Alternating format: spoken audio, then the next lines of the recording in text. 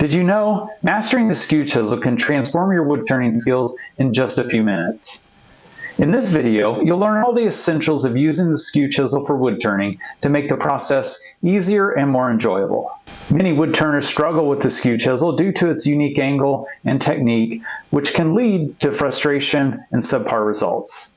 We'll explore the proper grip, the angle, and the technique to use our skew chisel, along with some tips to avoid common mistakes. When I first started trying to learn the skew chisel, I got really frustrated like many wood turners do. And I was trying to learn with this ovaled skew. And not only did I have the oval skew, but I also, hopefully you can see that here, I also kind of rounded off each of the corners, or rounded the corners so they didn't come to a sharp point on the tip. One of the things I really struggled with the tool wasn't as much turning with it, but it was actually resharpening. That was as much of my struggle with the shape, with the oval shape, and then trying to round these corners off, which I'd heard was a good idea to help avoid catches.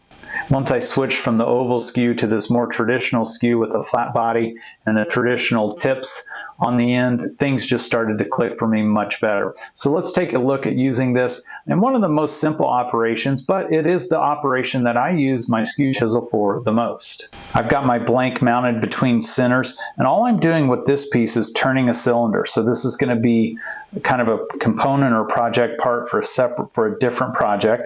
All I need is a consistent cylinder, and the skew chisel is a great tool to help me achieve that. I've knocked the sharp corners off this blank with a roughing gouge. And so we're going to start out by kind of doing some roughing cuts here with our skew chisel. So that's one thing we can do with it.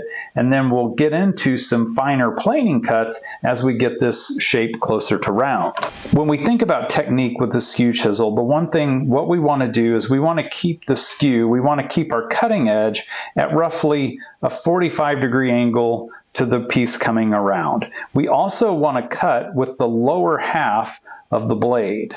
So I don't want to cut from this tip to the bottom tip. I'm only using about half of the tool at any time. I can use it in either orientation. I can have it with the long tip down or the short tip down. And this normally with this type of cut, I like the short tip down, and we're going to work basically from the middle point down. But we're just going to anchor the tool, and once it comes around, and then we'll just kind of glide along, kind of taking a shaving as we go along, but we're only going to be using the lower portion of our blade. So I'm bringing the tool up, and I'm lifting the handle just a little bit back here with my right hand until I get a shaving. There's my shaving, and then I'm just going to kind of move along.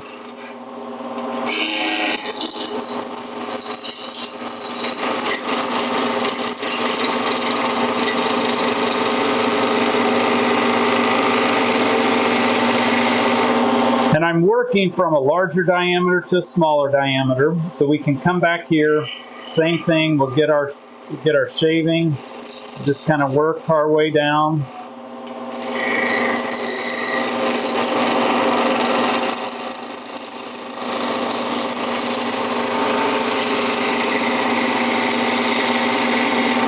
As we get down here closer to that round shape, you'll notice a difference in the shavings coming off.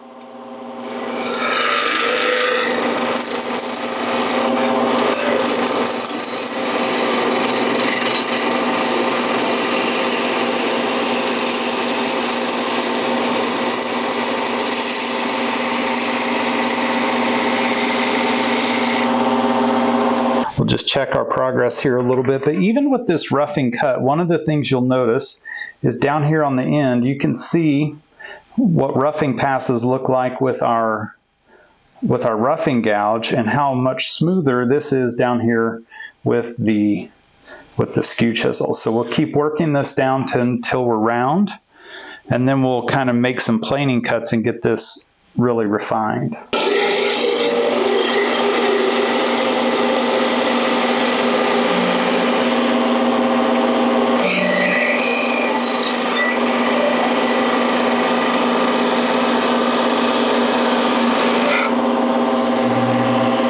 When I'm doing doing this type of project or work where I just want a nice consistent cylinder or even a slight taper, the skew chisel is just my favorite tool to use for this.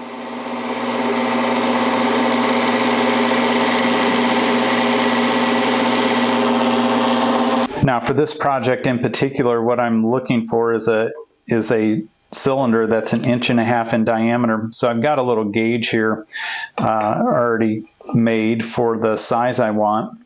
So another thing we can do with our skew chisel is we can do what's called a peeling cut. We can do this with a parting tool as well, but the skew chisel works. We're going to use it basically like a parting tool down here on the end, and all I'm going to do is use it to shape pretty quickly, pretty rapidly. We'll get down to that 1.5 inches diameter that I'm looking for. So that's all it really takes.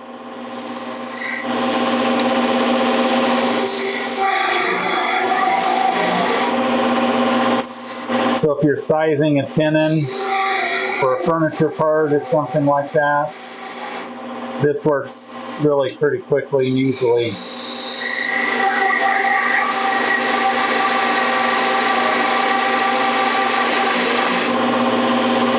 Getting close.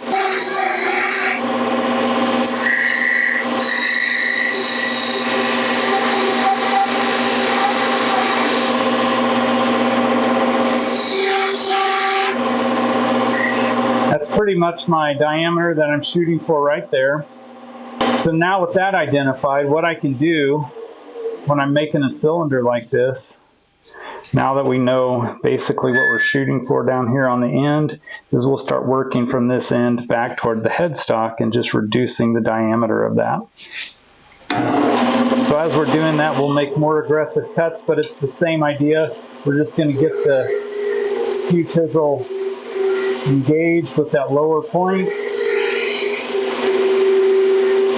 and just keep working right down to our diameter.